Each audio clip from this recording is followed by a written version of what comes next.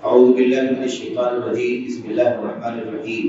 يا أيها الذين آمنوا اتقوا الله حق تقاته ولا تموتن إلا وأنتم مسلمون. وقال النبي صلى الله عليه وسلم فيما رواه تميم الداري رضي الله تعالى عنه قال صلى الله عليه وسلم: الدين النصيحة. ثلاثا قيل لمن يا رسول الله؟ قال لله ولكتابه ولرسوله ولأئمة المسلمين وعامتهم. رواه مسلم وغیرہ. برادران اسلام، دینی رکنی بھائیوں، خصوصیت کے ساتھ معزز مہمانان گرامی قدر جو ممبئی سے خاص طور پر تشریف لائے ہیں، اسی طرح سے اس مسجد زیب کے منتظمین، اراکین، ذمہ داران، خصوصیت کے ساتھ اس کے سریش خیر برادر محترم شفیق بھائی، آپ کی ساری ٹیم، یہاں کے امام و خطیب، اسی طرح سے قابل احترام بزرگوں، نوجوان دوستوں، عزیزوں، ساتھیوں، یہ اس مسجد میں پہلی ملاقات نہیں ہے، اس سے پہلے بھی ملاقاتیں آپ سے ہوئی ہیں، غالباً 2 مرتبہ یا اس سے کم و بیش، اور اللہ کے فضل و کرم سے، اس کی توفیق سے قرآن کریم کی آیات کی روشنی میں، اسی طرح سے نبی کریم صلی اللہ علیہ وسلم کی احادیث کی روشنی میں، امت کے سلف حضرات صحابہ کرام، تابعین اور تبع تابعین کی زندگیوں کی روشنی میں کچھ باتیں آپ کے سامنے عرض کی جاتی رہی. ابھی آپ نے ایک بہترین مدلل خطاب سماعت کیا ہے. گزارش ہے کہ اسے اپنے ذہن و دماغ میں بٹھا لیں، اپنے دل کی گہرائیوں میں اتار لیں اور اسے اپنی زندگیوں میں برتنے کا تہیہ کر لیں. اللہ تبارک و تعالیٰ سے پختہ عہد کر لیں کہ اللہ تبارک و تعالیٰ ہمیں کتاب و سنت کی بنیادوں پر متحد رکھنے کی توفیق عطا فرمائے. چند باتیں جو آپ سے عرض کرنی ہے وہ اس سلسلے میں، جیسا کہ آپ نے سنا بھی ہوگا، بتایا بھی گیا ہوگا آپ کو کہ جو چند باتیں ہونی ہیں وہ معاملات کے سلسلے میں ہونی. معاملات، ایک کا معاملہ دوسرے کے ساتھ، دوسرا کا معاملہ دوسرے کا معاملہ تیسرے کے ساتھ، آپ کا معاملہ میرے ساتھ، میرا معاملہ آپ کے ساتھ. یہ جو معاملہ ہے ایک دوسرے کے ساتھ معاملہ، تعامل، اور خصوصیت کے ساتھ کاروباری معاملہ، تجارتی معاملہ، اس حوالے سے چند باتیں آپ کے سامنے عرض کرنی. ساتھ ہی ساتھ ہمیں اس بات کو بھی یاد رکھنا ہے کہ جو کچھ بھی معاملات کا مسئلہ ہے، معاملات کے سلسلے میں جو کچھ تعلیمات ہیں قرآن کریم کی آیات میں، نبی کریم صلی اللہ علیہ وسلم کی حدیث میں، ان تعلیمات کو ہمیں اس طرح سے برتنا ہے، اس طرح سے ہمیں معاملات کو درست کرنا ہے، صحیح کرنا ہے کہ اگر ہم نے معاملات اچھے نہ کیے، معاملات اچھے نہیں کیے، منمانی کر لیے، اپنی لالچ کے کر لیے، اپنے مفاد کے کر لیے، اپنی پرسنل بینیفٹ کے کر لیے، یہ نہیں سوچا کہ اس معاملے میں ہمارے بھائی کا فائدہ ہوگا کہ نقصان ہوگا، ہمارے بھائی کا جائے گا یا آئے گا، ہمارے بھائی کا خسارہ ہوگا یا اس کا فائدہ ہوگا، ہم نے یہ نہیں سوچا، ہم نے خالی اپنا فائدہ سمجھ کر کے معاملہ کر لیا. تو ہمیں یہ سمجھنا ہے کہ ہمارا عقیدہ ہے کہ ہم مریں گے. عقیدہ ہے کہ نہیں؟ ہمارا ایمان ہے کہ ہماری موت آئے گی. مشرکین تھے، وہ کفار تھے جن کا کہنا تھا ان ہی الا حیات الدنیا نموت ونحیا، یہ ہماری بس لے دے کے یہی دنیاوی زندگی ہے، اس کے بعد کوئی اور زندگی آئے، مرنے کے بعد مر جائیں گے، مرنے کے بعد دوبارہ زندہ ہوں گے، پھر اللہ کے سامنے پیش کیے جائیں گے، حساب ہوگا، کتاب ہوگا، جنت کا فیصلہ ہوگا، جہنم کا فیصلہ ہوگا. ایسا کچھ نہیں ہے. ہماری ساری زندگی بس یہی دنیاوی زندگی ہے اور ہم مرتے ہیں زندہ ہوتے، یعنی ہم سے کچھ لوگ مر جاتے اور کچھ لوگ پیدا ہوتے. یہ مرنا جینا بس لے دے کے اسی دنیاوی زندگی کا کام ہے. اس کے باہر یہاں سے مرنے کے بعد دوبارہ زندہ کیے جائیں گے، حساب و کتاب ہوگا، ایسا کچھ نہیں. بلکہ وہ کہتے تھے وَمَا يُهْلِكُنَا إِلَّا الدَّهْرُ، یہ جو ہماری موت وغیرہ ہوتی ہے یہ کوئی فیصلہ نہیں ہے اللہ تبارک و تعالیٰ، بلکہ یہ زمانے کا بس اثر ہے. ٹائم آیا، ٹائم کا اثر ہوا، ٹائم کا پریشر آیا، اسی ٹائم کے اعتبار سے بہت ساری چیزیں ہوتی ہیں، جاتی ہیں، نئی چیز آتی ہے، چینجنگ آتی ہے. اسی میں یہ بھی چینجنگ ہوتی ہے کہ ہم زندہ رہتے ہیں پھر مر جاتے ہیں. اس کے بعد زندہ ہوں گے ایسا کوئی عقیدہ نہیں تھا. کس کا؟ مشرکین کا، کافروں کا، اللہ کے دشمنوں کا، اللہ کی کتاب اور نبی کی سنت کے انکار کرنے والوں کا عقیدہ.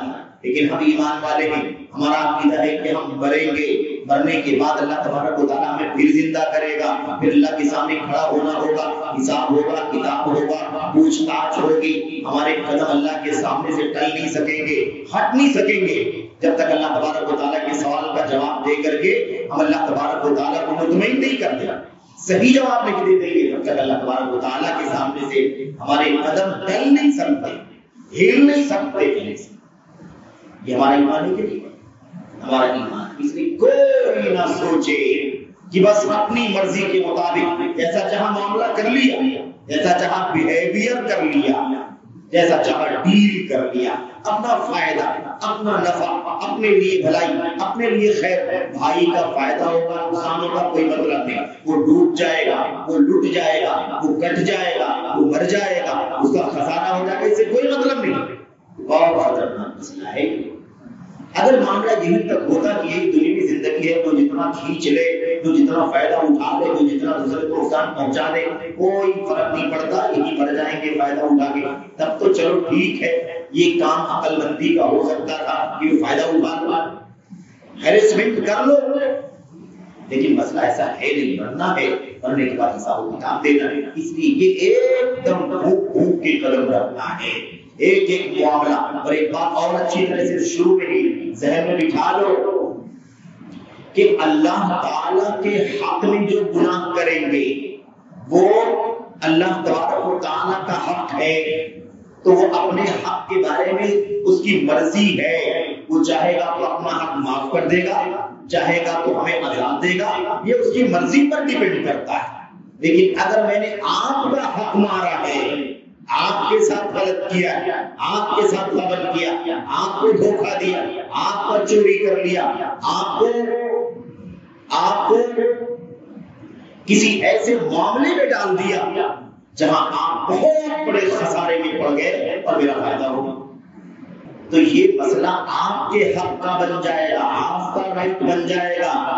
اور آپ کے رائٹ میں اللہ فرماتا ہے مجھے کوئی لینا دینا نہیں، مجھے کوئی لینا دینا نہیں ہے. جس کا حق ہے اس سے وہ مسئلہ حل ہونا چاہیے.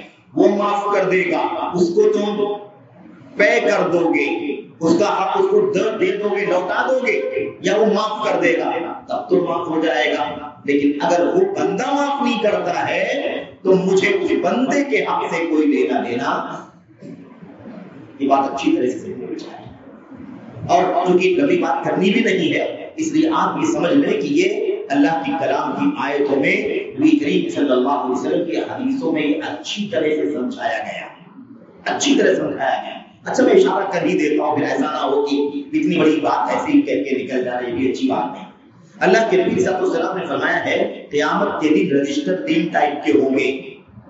رجسٹر بک جو ہوتی ہے وہ 3 ٹائپ کی ہوگی، 3 ٹائپ کی. ایک رجسٹر وہ ہوگا جس میں اللہ تبارک و تعالیٰ نے بندوں کے اس گناہ کو لکھا ہوگا جس کو اللہ نے بتا دیا ہے کبھی معاف نہیں کرے گا. شرک لکھا ہوگا، کفر لکھا ہوگا، عقیدے کا نفاق لکھا ہوگا، کفر والی بدعت لکھی ہوگی، اسلام سے خارج کرنے والی چیز لکھی ہوگی، مرتد ہو جانا لکھا ہوگا، اسلام چھوڑ دینے والا گناہ لکھا ہوگا. ایسے گناہوں کو اللہ نے لکھا ہوگا. دوسرا رجسٹر وہ ہوگا جس میں اللہ تبارک و تعالیٰ نے وہ گناہ لکھا ہوگا جس گناہ کا تعلق اللہ تبارک و تعالیٰ بندے کا اللہ تبارک و تعالیٰ کے حق میں ہے، لیکن ایمان اور عقیدہ شرک اور کفر کے بعد. کیونکہ شرک اور کفر والا تو نوٹ ہو گیا نا ایک میں. اب شرک اور کفر کے بعد جو عمل والا جو گروپ ہے نا، نماز ہے، روزہ ہے، حج ہے، زکات ہے کہ نہیں، سچ بولنا ہے، جھوٹ بولنا ہے، یہ ساری جو چیزیں ہیں یہ گناہ اللہ تبارک و تعالی دوسرے رجسٹر میں لکھے گا. تیسرا رجسٹر، تیسری بک وہ ہوگی اس میں اللہ تبارک و تعالیٰ ان گناہوں کو لکھے گا جس کا تعلق اللہ سے ہے ہی نہیں، جس کا تعلق بندے کا بندے سے ہے. میرا حق آپ کے حق سے، میرا معاملہ آپ کے حق سے ہے، آپ کا معاملہ میرے حق سے ہے. یہ تیسرا گناہ ہوگا جو ایک الگ رجسٹر میں لکھا ہوگا.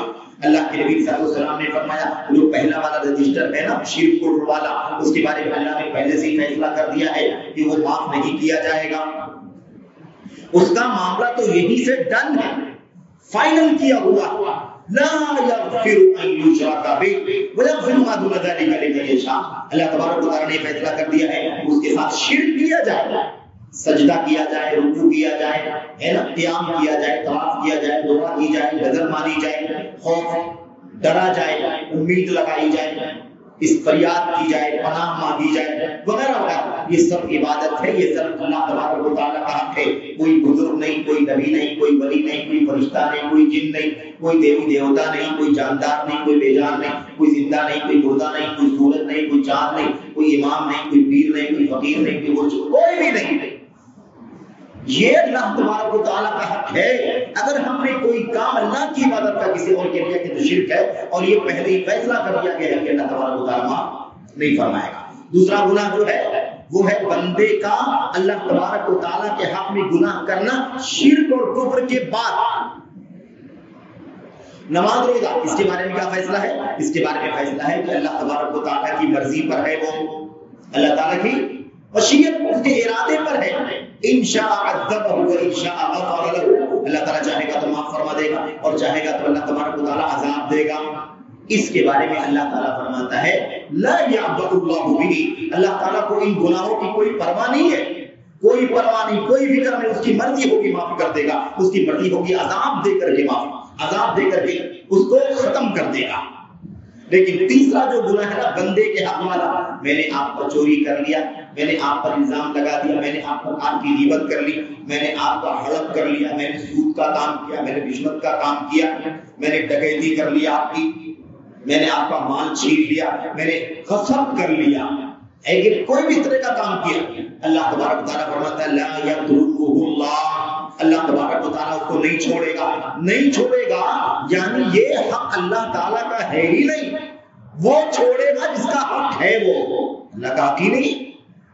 تو یہ بات اللہ تعالیٰ نے صاف، اللہ کے نبی نے صاف صاف فرما دی. تو ہمیں یہ بات بہت اچھی طرح سمجھنی ہے کہ ہمیں معاملہ کیسا کرنا ہے. ایک بات اور بتا دوں آپ کو، بہت سارے ہمارے بھائی کیا سمجھتے ہیں کہ ہماری نماز اچھی ہونی چاہیے، ہمارا روزہ اچھا ہونا چاہیے، ہماری تہجد ہونی چاہیے، ہماری تسبیحات سبحان اللہ الحمدللہ دن بھر کرتے رہو. یہ کرتے رہیں گے، ہمارے کارخانے میں، ہماری کمپنی میں، ہماری فیکٹری میں، ہماری دکان میں، ہماری پان پٹی میں جو بھی ملازم ہوگا، جو بھی کام کرنے والا ہوگا، لیبر ہوگا، اس کے ساتھ غلط کریں گے، صحیح کریں گے، ظلم کریں گے، زیادتی کریں گے، سب معاف ہو جائیں گے.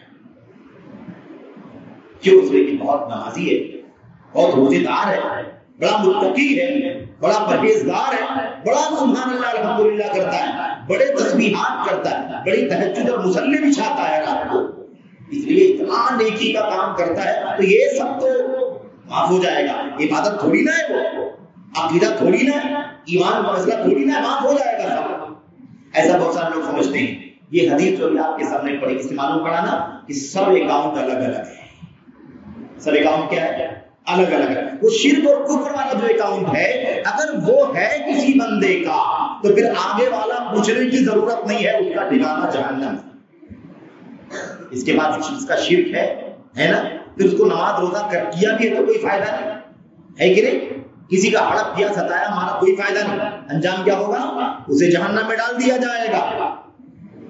اور اگر دوسرا مسئلہ کیا ہے، دوسرا اکاؤنٹ الگ، اللہ تعالیٰ کی عبادت میں کمی، شرک اور کفر کے بعد شرک اور کفر نہیں ہے بلکہ ایمان ہے. اب اس کے بعد نماز میں کوتاہی کیا، روزے میں کوتاہی کیا، حج میں کوتاہی کیا، عمرے میں کوتاہی، عبادات بندگی کے کام میں جو اللہ کے رائٹس ہیں، اللہ کے حقوق ہیں، اس میں کمی کیا ہے. یہ دوسرا اکاؤنٹ ہے کہ نہیں؟ الگ الگ رجسٹر ہے، سیپریٹ فائل ہے، مکس نہیں ہے تینوں. وہ الگ ہے، وہ الگ ہے، اور یہ الگ ہے. اس کو کرنے سے یہ ختم نہیں ہوگا اور اس کو کرنے سے یہ ختم نہیں ہوگا. اس لیے ہم پوری زندگی نماز پڑھیں, تہجد پڑھیں, اللہ تبارک و تعالیٰ کے نام کی تسبیح گنیں, ہے کہ نہیں, اور خوب ذکر و اذکار کریں. یاد رکھیں کہ یہ اس کا ثواب بالکل ملے گا, بالکل فل ملے گا اگر وہ صحیح کیا گیا ہوگا تو. لیکن جو بندے کا حق مارا ہوگا وہ ایک ذرہ بھی معاف نہیں ہوگا. ایک کا حق کیا, دوسرے کا حق کیا, تیسرے کا حق کیا, اس کو ستایا, اس کو مارا, اس کو چھینا, اس کا غبن کیا, اس کا سود لیا, اس کا رشوت لیا, فلاں. یہ جتنے حقدار ہوں گے 10 20 50 یہ سب قیامت کے دن اللہ کے سامنے کھڑے ہوں گے اور یہ سب قصاص لیں گے. قصاص اپنی سزا, اپنے ظلم کا بدلہ لیں گے. ہم کو دینے کے لیے کچھ نہیں ہوگا, ہمیں دینے کے لیے ہمارے پاس کچھ نہیں ہوگا. نیکی ہوگی نیکی اور بدی. اس دن حساب و کتاب روپے پیسے کا نہیں ہوگا, درہم و دینار کا نہیں ہوگا, ڈالر ریال کا کوئی فیصلہ نہیں ہوگا. اس دن صرف اور صرف نیکیوں کے کام اور بدیوں کے کام کا حساب و کتاب چلے گا. 10 لوگوں پر ظلم کیا ہم نے, ان کا ہڑپ کیا, مارا, غبن کیا, ستایا, غش کیا, دھوکہ دیا, خیانت کیا. آج وہ کھڑے اللہ تبارک و تعالیٰ کے سامنے, اللہ ہمیں بدلہ چاہیے. لا بھائی چلو دو بدلہ, اس کا بدلہ دو. اب نماز تو بہت زیادہ ہے, روزہ بہت ہے, تہجد بہت ہے, تسبیحات بہت ہے, اذکار بہت ہے, پہاڑ کی طرح نیکی جمع کر رکھا ہے. اب بانٹ کے اس کو دیا جائے گا, بانٹ کے اس کو 200 اس کو, 500 اس کو, 2000 اس کو, 5000 اس کو, ساری نیکیاں بانٹ کے ختم ہو جائیں گی. اگر سب کا حق ادا کرنے کے بعد نیکی بچی, تھوڑی بھی بچی, تو اللہ تعالیٰ جنت میں ڈالے گا, چھوٹے سے درجے میں, نیچے والے درجے میں داخل فرما دے گا.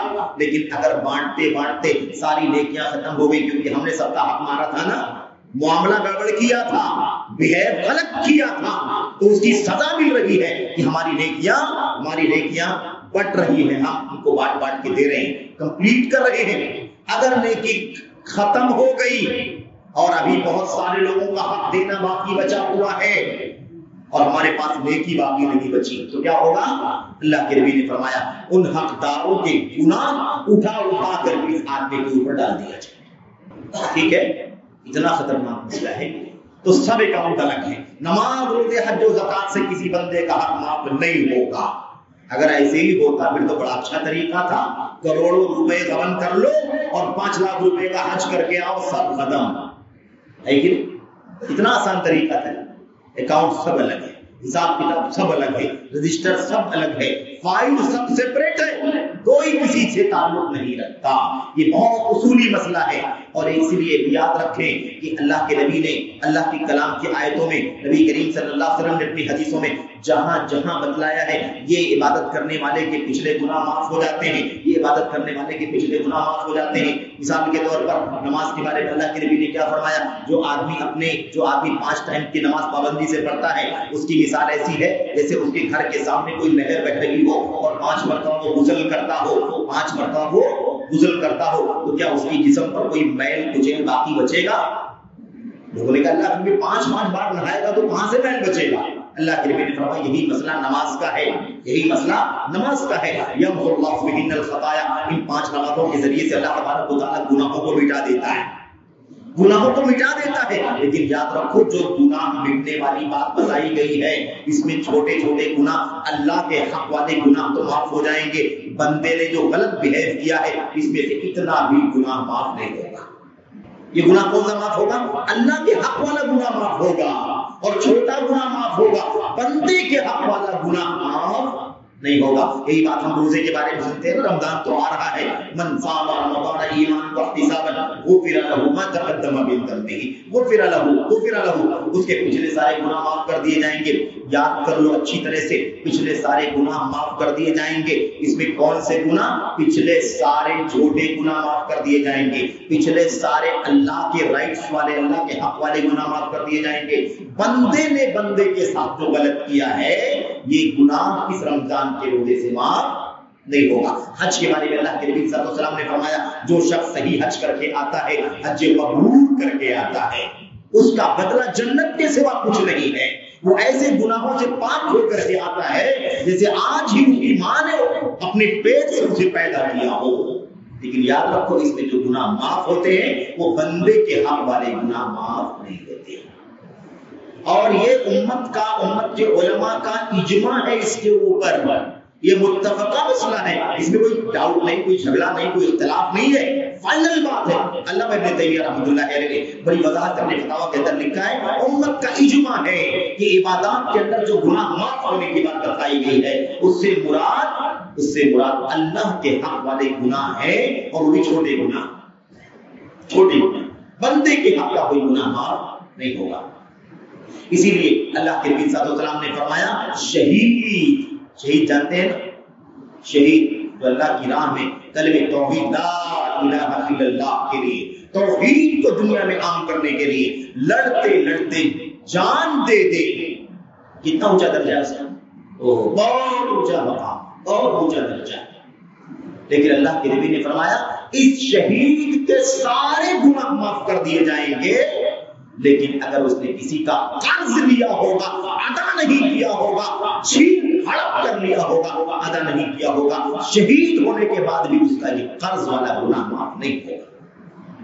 صحیح مسلم کی روایت میں یغفر للشہید کل ذنب الا الدین، شہید کے سارے گناہ کو معاف کر دیا جائے گا سوائے قرض کے. یہ قرض والا گناہ اللہ تبارک و تعالی معاف نہیں فرمائے گا. کوئی سوچ سکتا ہے کیسی بات ہے یہ، شہادت کا جام، شہادت کا مقام حاصل کرنے والا، اس کا درجہ کتنا اونچا ہے. ایک قرض کسی کا لیا ہے 1000 روپیہ تو کیا وہ معاف نہیں ہوگا؟ نہیں ہوگا.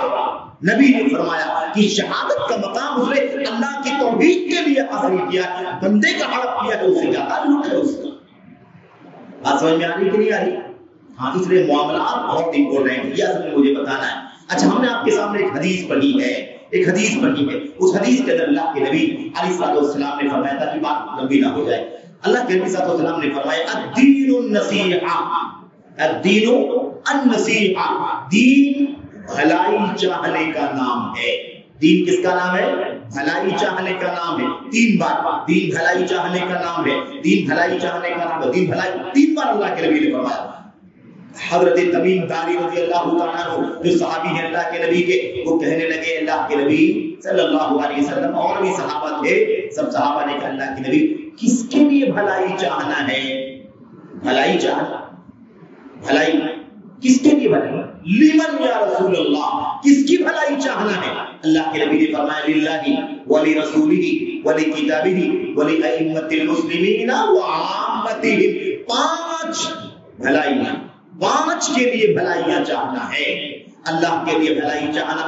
اللہ کے لیے بھلائی چاہنے کا مطلب کیا ہوتا ہے؟ اللہ کی توحید کا اقرار کرنا، اللہ کی ذات میں، اس کی صفات میں، اس کی عبادت میں، اس کے افعال میں شرک کرنے سے بچنا، اللہ کی توحید کو دنیا میں عام کرنا، اللہ کی روئے زمین سے شرک کا خاتمہ کرنے کے لیے اللہ کی سچی توحید کی دعوت دینا. یہ کیا ہے؟ اللہ رب العالمین کے ساتھ خیر خواہی ہے، اس کے رسول کے ساتھ خیر خواہی، اس کے نبی کا کلمہ پڑھا ہے، اللہ کے رسول کے بارے میں ہم نے کہا ہے کہ محمد اللہ کے رسول صلی اللہ علیہ وسلم. تو اس کا مطلب یہ ہے کہ آپ جو بھی کریں گے نبی کریم صلی اللہ علیہ وسلم کے بتائے ہوئے طریقے کے مطابق کریں گے. اس کی مخالفت نہیں کریں گے، اس کی خلاف ورزی نہیں کریں گے، اس کا کہاں مانیں گے، اس کی سنیں گے. یہ اللہ کے نبی صلی اللہ علیہ وسلم کی خیر خواہی ہے. اللہ کی کتاب کے لیے بھلائی چاہنا، یعنی اللہ کی کتاب قرآن کریم کی بھلائی، اللہ کی کتاب کو پڑھنا، اس کو سمجھنا، اس کے مطابق عمل کرنا، اس کی دعوت دینا، اس کے پیغامات کو دنیا میں عام کرنا، اللہ کی کتاب کا ڈیفینس کرنا، اللہ تبارک و تعالیٰ کی کتاب کا دفاع کرنا، اس کے اندر کیڑے نکالنے والوں کو منہ توڑ جواب دینا، اس کے خلاف پروپیگنڈا کرنے والوں کا منہ توڑ جواب دینا، اس کو جلانے والے، اس کی توہین کرنے والے، اس کی تنقید کرنے والوں کو اللہ کی کتاب کی سچائی بیان کرنا کہ تم مر جاؤ گے، قرآن کی کاپیاں جلا جلا کے تھک جاؤ گے، لیکن قیامت آ جائے گی اللہ کا پیغام کبھی ختم نہیں ہوگا. تو کچھ بھی کرنا چاہو کر لو، یہ اٹل ہے. اِنَّا نَحْنُ نَزَّلْنَا الذِّكْرَ وَإِنَّا لَهُ لَحَافِظُونَ. ہم نے قرآن کریم کو اتارا ہے اور ہم قرآن کریم کی حفاظت کرنے والے ہیں. کچھ بھی کرنا ہے، بہت زمانے سے لوگ کوشش کر رہے ہیں. تو یہ سب قرآن کے ساتھ بھلائی چاہنا ہے، قرآن کی بھلائی چاہنا ہے. اس کے بعد اللہ کے نبی نے فرمایا وَلِأَئِمَّةِ الْمُسْلِمِينَ مسلمانوں کے اماموں کی بھلائی چاہنا. مسلمانوں کے امام سے مراد مسجد کا امام نہیں ہے، مسلمانوں کا امام. مسلمانوں کے امام کون ہے؟ مسلمانوں کی اسلامی حکومت ہو، مسلمانوں کا بادشاہ ہے، مسلمانوں کا خلیفہ ہے، مسلمانوں کا امیر ہے، مسلمانوں کا حاکم ہے، مسلمانوں کا حکمراں ہے، اس کی بھلائی چاہنا. یعنی کیا مطلب؟ اس کا ساتھ دینا، اس کے ہاتھ پر بیعت کرنا، اس کا کہا ماننا، اس کی اطاعت کرنا جب تک وہ اللہ کی نافرمانی کا حکم نہ دیتا ہو، اس کے لیے دعائیں کرنا، اس کی خیر خواہی کرنا، اس کی برائی کرنے والوں کو سمجھانا، ڈانٹنا، اس کے خلاف بغاوت کا جھنڈا نہیں اٹھانا، اس کے خلاف لڑائی کرنے کے لیے سازش نہیں کرنا، کیونکہ یہ خارجیوں کا طریقہ ہے، یہ خارجیوں کا طریقہ ہے. میرے بھائیوں، یہ ہے مسلمانوں کے اماموں کے ساتھ بھلائی. اخیر میں اللہ کے نبی نے کیا فرمایا؟ وَعَامَّتِهِمْ، عام مسلمانوں کے ساتھ بھلائی چاہنا. عام، یہ ہم سب کیا ہے؟ عام مسلمان. ہمارے ساتھ بھلائی ہونی چاہیے. میں آپ کی بھلائی چاہوں گا، آپ میری بھلائی چاہیں، وہ اس کی چاہے، وہ اس کی چاہے، وہ اس کی چاہے، وہ سب ایک دوسرے کی بھلائی چاہے، کوئی کسی کی برائی نہ چاہے. بایعنا علی رسول اللہ صلی اللہ علیہ وسلم.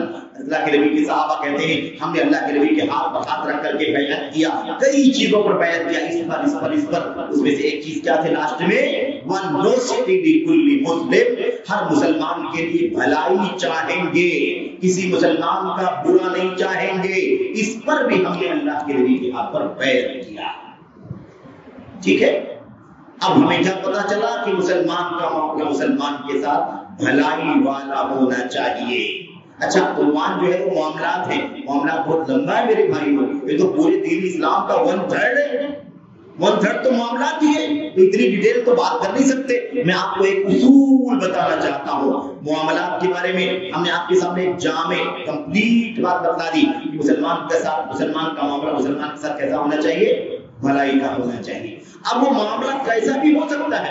وہ معاملہ لین دین کا ہو سکتا ہے، وہ معاملہ قرض کا ہو سکتا ہے، وہ معاملہ شادی بیاہ کا ہو سکتا ہے، وہ معاملہ نکاح کا ہو سکتا ہے، طلاق کا ہو سکتا ہے، وہ معاملہ خلا کا ہو سکتا ہے، وہ معاملہ پڑوس کا ہو سکتا ہے، وہ معاملہ مہمانداری کا ہو سکتا ہے، وہ معاملہ بزنس کا ہو سکتا ہے، وہ معاملہ کسی بھی طرح کا ہو سکتا ہے.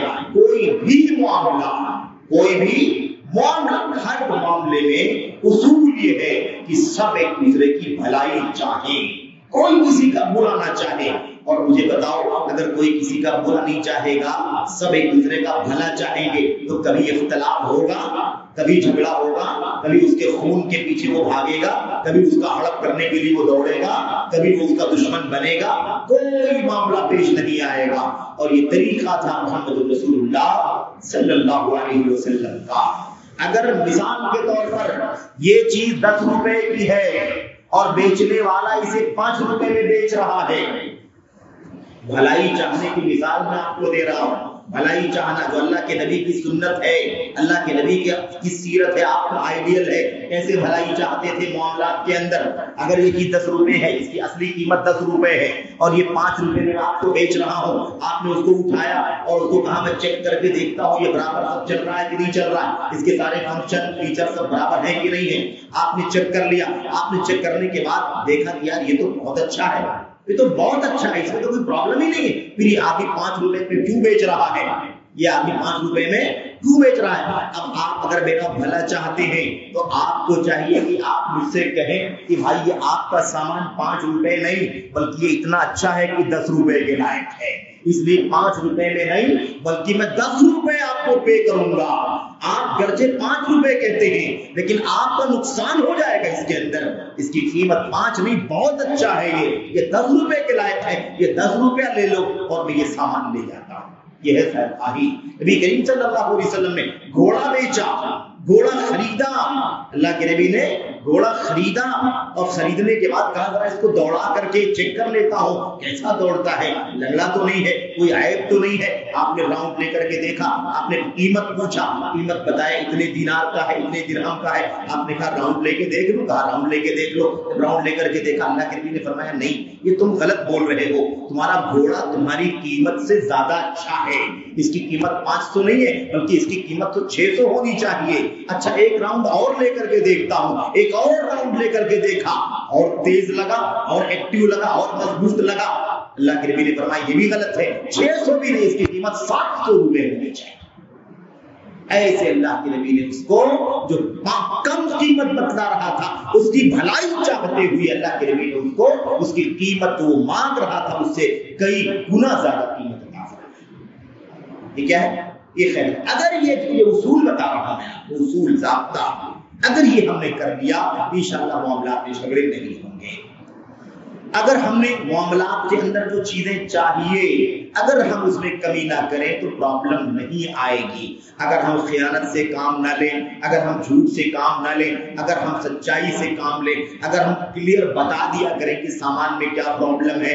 نکاح کا معاملہ ہے، رشتے ہو رہے ہیں، لوگ دھوکہ دے دیتے ہیں، بولتے ہیں یہ اتنا پڑھا ہوا ہے جبکہ پتا چلتا ہے کہ وہ نہیں پڑھا ہوا ہے. اس کی ایج اتنی ہے جبکہ اس کی اتنی ایج نہیں رہتی ہے. وہ فلاں صلاحیت والا ہے جبکہ اس کے اندر نہیں ہوتا ہے. شادی ہو جاتی ہے، بعد میں پتا چلتا ہے کہ تو غلط بتایا گیا، مس گائیڈ کیا گیا. نتیجہ نکلتا ہے کہ دونوں میں طلاق ہو جاتی ہے. اگر سچائی کے ساتھ کام کیا جائے، امانت کے ساتھ کام کیا جائے تو یہ معاملہ بھی گڑبڑ نہیں ہوگا. طلاق کی نوبت نہیں آئے گی، خلا کی نوبت نہیں آئے گی. آدمی لین دین کر لیتا ہے اور آدمی کہتا ہے دیکھ لو بالکل ایک فریش ہے، اس میں کوئی مسئلہ نہیں ہے، اور اس کے بعد قیمت لگتی ہے، لین دین ہو جاتا ہے، خریدنے والے نے خرید دیا، بیچنے والے نے بیچ دیا. اب اس کے بعد جیسے ہی لے کر کے گیا پتا چلا اس کے اندر بہت بڑا فالٹ ہے. لے کر کے آیا، بھائی اس کے اندر تو عیب ہے. وہ کہتا میں نہیں جانتا، مجھے نہیں معلوم. بھائی آپ نے چھپایا اس کو، آپ نے چھپایا ہے، خیانت کیا ہے. آپ کو بتانا چاہیے تھا. اچھا نہیں بتایا، اس آدمی نے خرید لیا، اب وہ لایا واپس کرنے کے لیے، آپ کہہ رہے ہیں میں کچھ نہیں جانتا. ہو گیا معاملہ، ختم ہو گیا. اب تم جانو، تمہارا کام جانے. بتاؤ ہم نے اس کی بھلائی چاہی کہ صرف اپنی بھلائی چاہی؟ ہم نے غلط کیا کہ نہیں غلط کیا اس کے ساتھ میں؟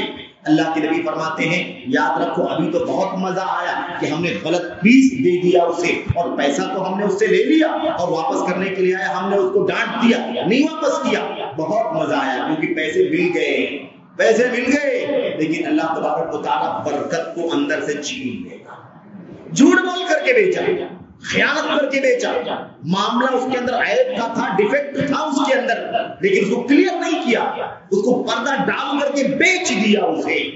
اللہ کے نبی فرماتے ہیں مزہ تو بہت آ رہا ہے لیکن اللہ تبارک و تعالیٰ اس کی برکت کو مٹا دے گا، اس کی برکت کو چھین لے گا. اللہ کے نبی صلی اللہ علیہ وسلم نے یہ دونوں باتیں ایک ساتھ بیان فرما دی ہیں. ڈیلنگ کے معاملے میں، لین دین کے معاملے میں اللہ کے نبی فرماتے ہیں صلی اللہ علیہ وسلم البیعان بالخیار ما لم یتفرقا، لینے والا دینے والا دونوں کو اختیار ہوتا ہے جب تک دونوں جدا نہ ہو جائیں. میں بیچنے والا ہوں، آپ خریدنے والے ہیں، جب تک یہ ڈیل چل رہی ہے آپ الگ نہیں ہو کے چلے گئے اور میں الگ ہو کے نہیں چلا گیا، تب تک دونوں کو اختیار ہے چینج کرنے کا. یہ میں نہیں بیچتا، آپ کہیں میں نہیں خریدتا، سب اختیار، کوئی پرابلم نہیں.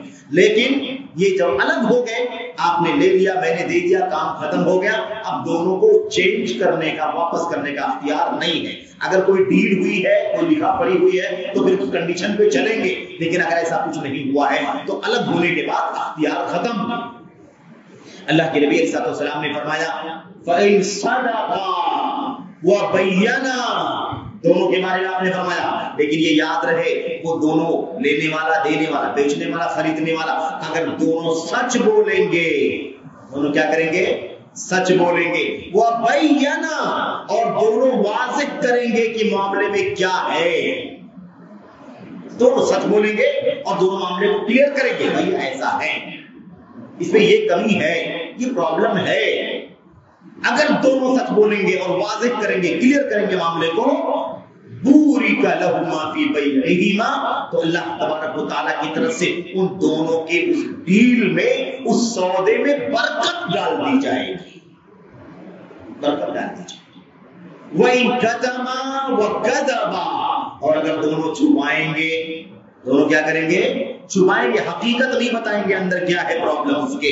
وَكَذَبَا، اور دونوں جھوٹ بولیں گے، مُحِقَتْ بَرَكَتُ بَيْعِهِمَا، تو ان دونوں کے لین دین کی، خرید و فروخت کی برکت کو مٹا دیا جائے گا.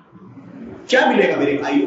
مزہ تو آ گیا تھوڑی دیر کے لیے، لیکن اس کے اندر جو برکت ہے، برکت وہ اللہ چھین لے گا، مٹا دے گا. کوئی فائدہ نہیں ملے گا، کوئی راحت نہیں ملے گی. ادھر 500 زیادہ لے لیا، ادھر 5000 ڈبا دے گا اللہ. کیا ملے گا ہم کو؟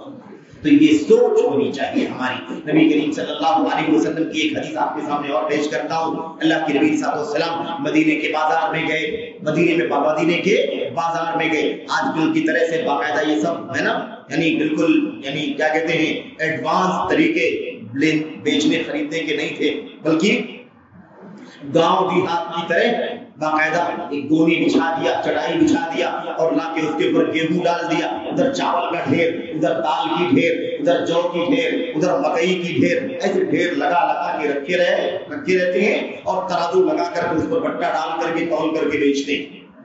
ایسے ہی مدینے کی مارکیٹ میں لوگ بیچ رہے تھے. کوئی اناج ہے, کوئی غلہ ہے, کوئی گیہوں ہے, کوئی جو ہے, کوئی وغیرہ, کوئی کھجور ہے, بیچ رہے ہیں لوگ. ایک جگہ اللہ کے نبی صلی اللہ علیہ وسلم گئے, آپ گئے, وہ گیہوں کا ڈھیر لگایا ہوا تھا, گیہوں تھا اس کے پاس. اللہ کے نبی صلی اللہ علیہ وسلم کو ایسا لگا کہ یہ آدمی جو گیہوں بیچ رہا ہے یہ اوپر سے دھوپ لگ رہی ہے تو اوپر کا تو سوکھ گیا ہے لیکن اندر جو ہے وہ گیلا ہے. تو دھوکا ہے کہ نہیں دھوکا ہے؟ گیلا والا 1 کلو لے لیں گے, اس سوکھنے کے بعد وہ 1/4 کلو باقی بچے گا, آدھا کلو باقی بچے گا, اور سوکھا لیں گے تو سوکھا لیں گے تو اتنا ہی رہے گا وہ. تو جو گیلا لے لے گا اس کا نقصان ہوگا کہ نقصان ہوگا؟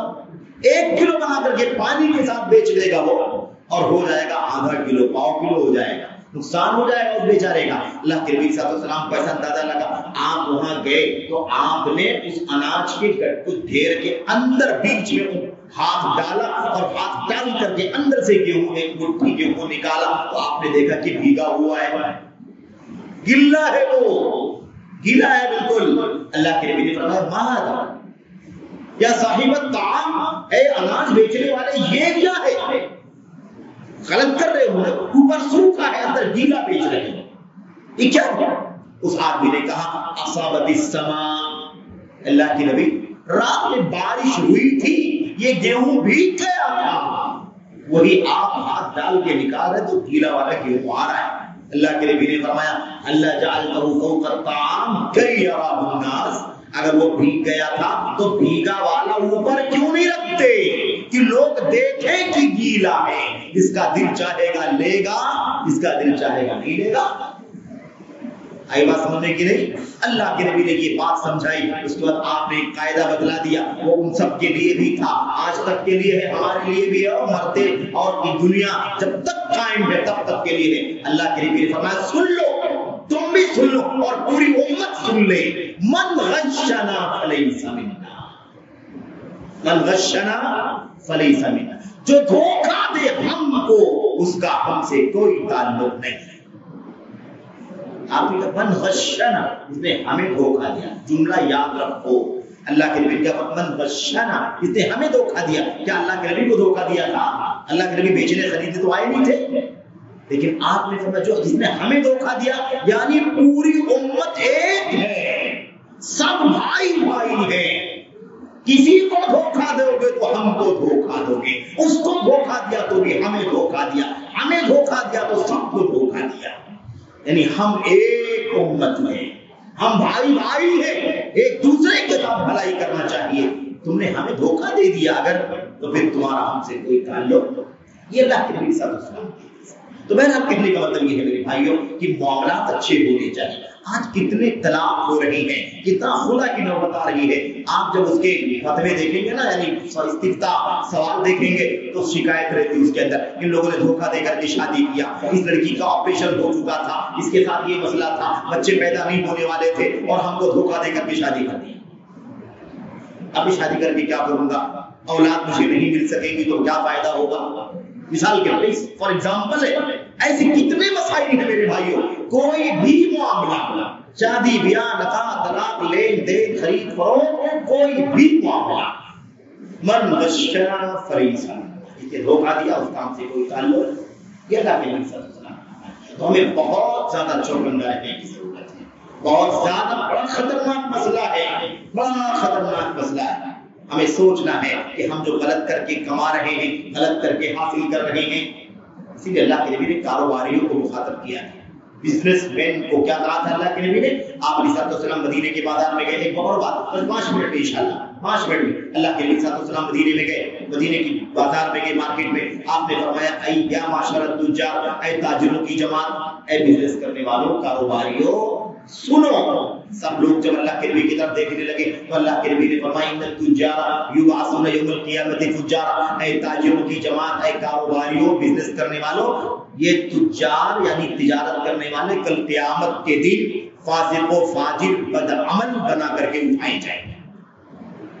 جب اٹھائے جائیں گے تو حالت کیا ہوگی؟ فاجر، بدعمل، بد کردار، جھوٹا، جھوٹی بات بولنے والا، جھوٹی قسم کھا کے بیچنے والا، خیانت کرنے والا، غبن کرنے والا، سود، رشوت اور نہ جانے کیسے کیسے غلط فجار بدعملی کرنے والا بنا کر کے اٹھائے جائیں.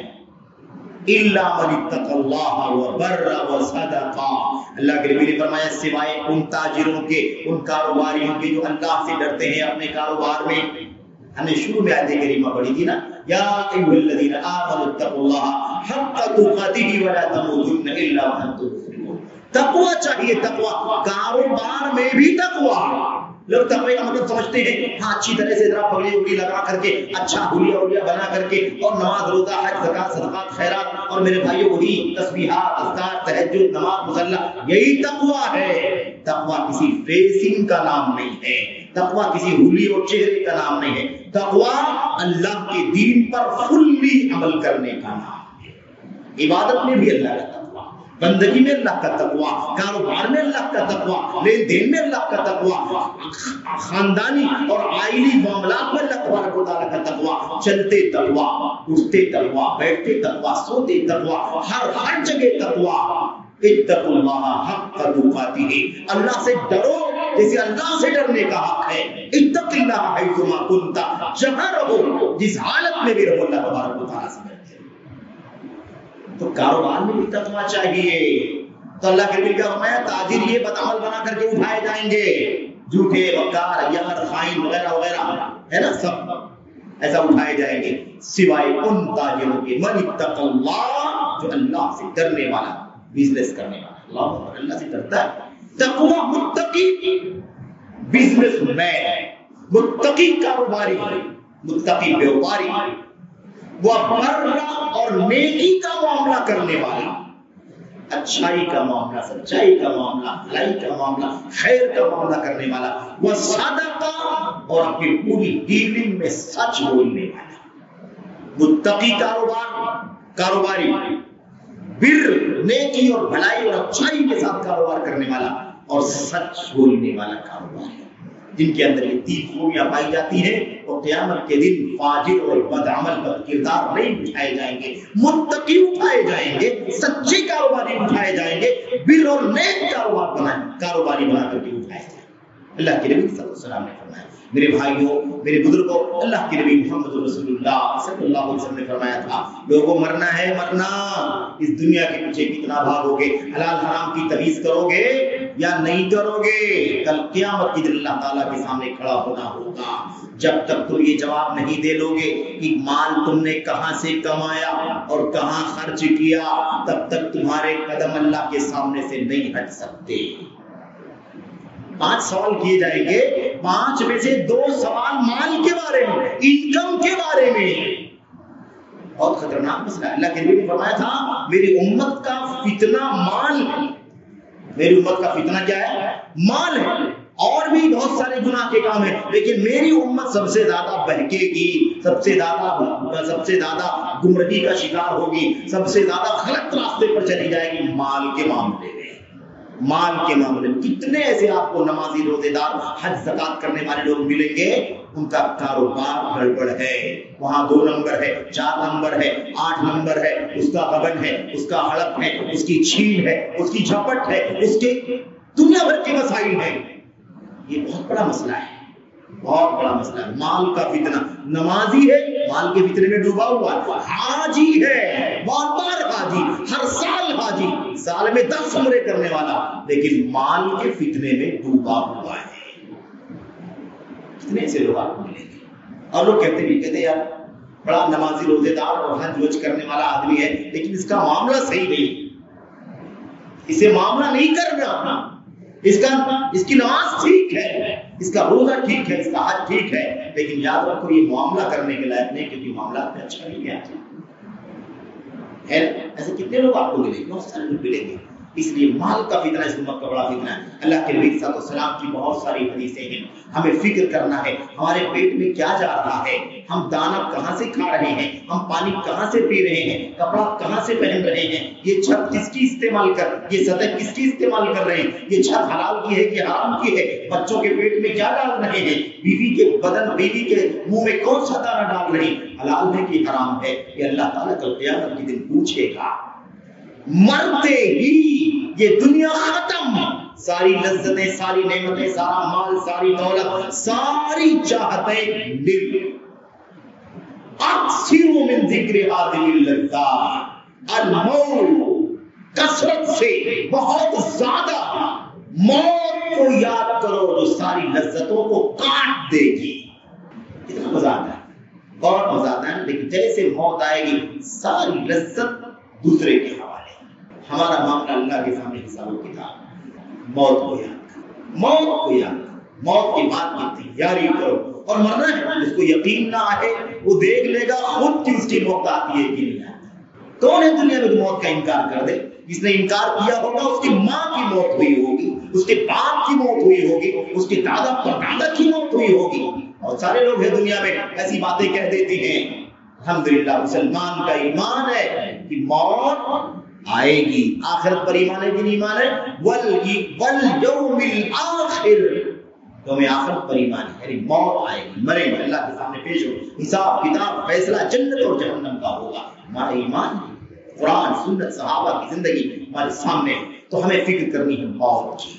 اور بہت خطرناک مسئلہ ہے. اللہ کے نبی محمد رسول اللہ صلی اللہ علیہ وسلم نے فرمایا تھا, آپ سے کسی انصاری صحابی نے پوچھا, حضرت عمر بن خطاب, حضرت عبداللہ بن عمر رضی اللہ تعالیٰ عنہ سے بھی ہے, بیان کرتے ہیں کہ انصاری صحابی اللہ کے نبی کے پاس آیا, اس نے کہا ای المؤمنین افضل, اے اللہ کے نبی بتائیے کہ سب سے زیادہ فضیلت والا مومن کون ہے, مومنوں میں سب سے زیادہ افضل کون ہے؟ ای المؤمنین افضل, افضل.